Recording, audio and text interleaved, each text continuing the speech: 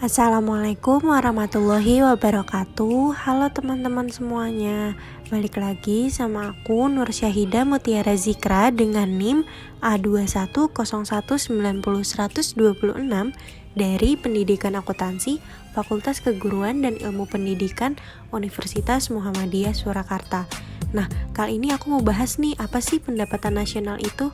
Yuk kita simak bareng-bareng. Pendapatan nasional merupakan jumlah pendapatan yang diterima oleh seluruh masyarakat atau pemilik faktor produksi di suatu negara selama 1 tahun atas penyerahan faktor-faktor produksinya. Nah, pendapatan nasional ini digunakan oleh masyarakat untuk keperluan konsumen dan sisanya untuk tabungan keperluan masa depan. Nah, pendapatan nasional ini merupakan suatu hal yang cukup krusial loh di suatu negara. Pendapatan nasional ialah nilai produk berupa barang dan jasa yang dihasilkan oleh suatu negara pada periode tertentu. Selanjutnya, apa aja sih manfaat dari pendapatan nasional? Yuk kita bahas bareng-bareng. Nah, manfaat yang pertama yaitu untuk mengetahui struktur perekonomian suatu negara. Apakah negara itu agraris, industri, atau yang lainnya. Kemudian, untuk mengetahui kemajuan ekonomi atau perkembangan perekonomian suatu negara dari tahun ke tahun. Apakah negara tersebut mengalami kemajuan, kemunduran, atau tetap. Yang ketiga yaitu untuk mengetahui tingkat kemakmuran masyarakat setelah dibandingkan dengan jumlah penduduk, yaitu tentang pendapatan per kapitanya. Selanjutnya yaitu untuk membandingkan perekonomian antar negara di dunia. Selanjutnya sebagai pedoman bagi pemerintah untuk mengambil kebijakan yang berkaitan dengan perencanaan pembangunan ekonomi nasional. Selanjutnya yaitu untuk mengetahui penggunaan pendapatan masyarakat. Dan yang terakhir yaitu untuk sebagai pedoman dalam melaksanakan pembangunan. Selanjutnya, yuk kita simak konsep pendapatan nasional di Indonesia.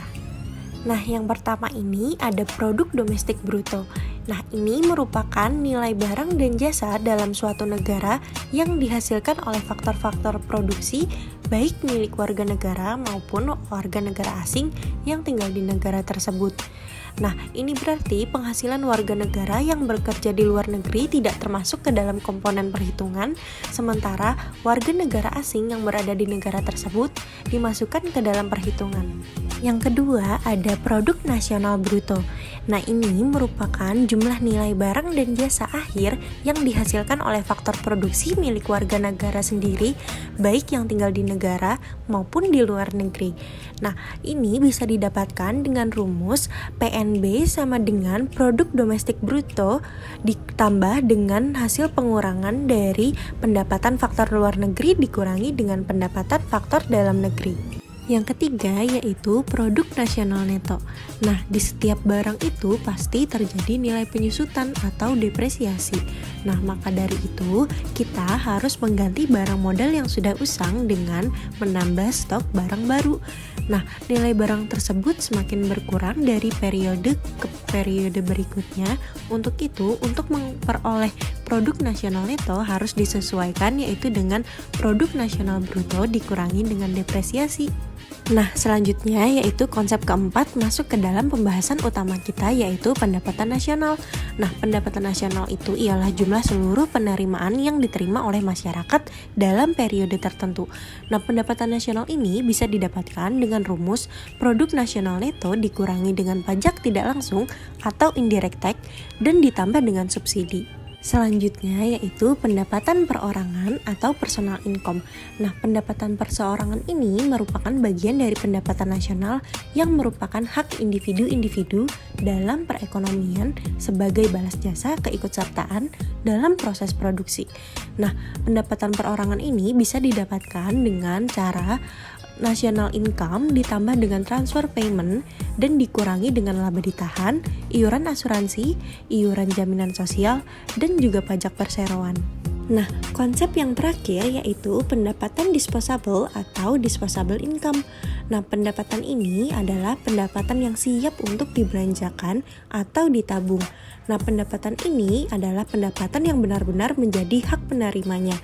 Nah, pendapatan disposable ini bisa didapat dengan rumus PI dikurangi dengan pajak langsung. Selanjutnya kita bahas yuk metode-metode perhitungan pendapatan nasional.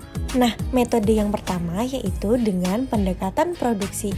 Nah, metode ini dilakukan dengan menjumlahkan nilai-nilai produksi pada tiap-tiap sektor ekonomi atau menjumlahkan seluruh nilai tambah dari kegiatan ekonomi yang dihasilkan oleh perusahaan. Nah, itu bisa dirumuskan dengan rumus sebagai berikut. Pendekatan yang kedua yaitu pendekatan pendapatan.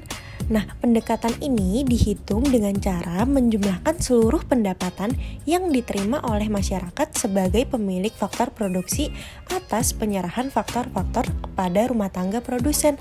Nah, rumusnya itu dapat dilihat sebagai berikut. Nah, yang terakhir yaitu pendekatan pengeluaran. Nah, pendekatan ini dilakukan dengan menjumlahkan seluruh pengeluaran tiap-tiap pelaku ekonomi. Nah, perhitungannya itu bisa dirumuskan sebagai berikut. Nah, itu dia penjelasan singkat dari aku mengenai analisis konsep dan metode perhitungan pendapatan nasional. Semoga video ini membantu kalian untuk memahami bagaimana konsep dan metode dari pendapatan nasional. Terima kasih. Wassalamualaikum warahmatullahi wabarakatuh.